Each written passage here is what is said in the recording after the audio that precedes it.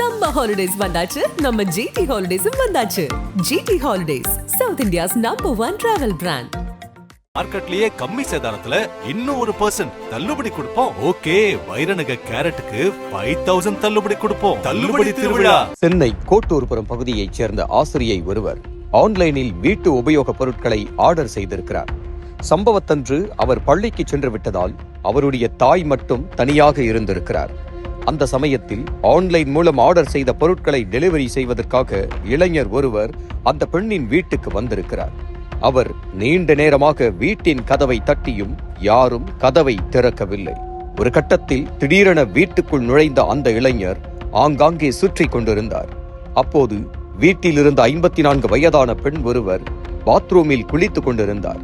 அந்த நேரத்தில் தனது கோர முகத்தை வெளிக்காட்டிய இளைஞர் அந்த பெண் குளித்துக் கொண்டிருப்பதை ஜன்னல் வழியாக பார்த்திருக்கிறார்.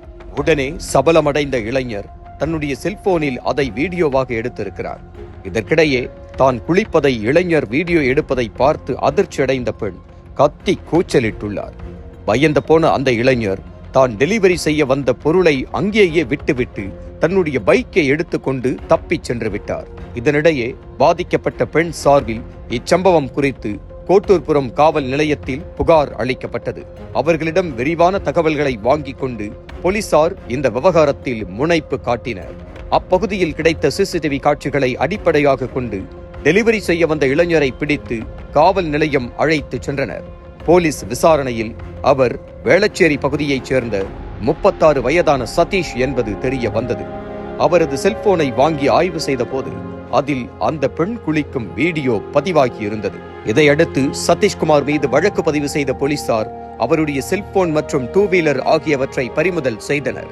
தொடர்ந்து அவரிடம் மேற்கொண்ட தீவிர விசாரணைக்கு பிறகு சதீஷ்குமாரை நீதிமன்றத்தில் ஆஜர்படுத்தி சிறையில் அடைத்தனர்.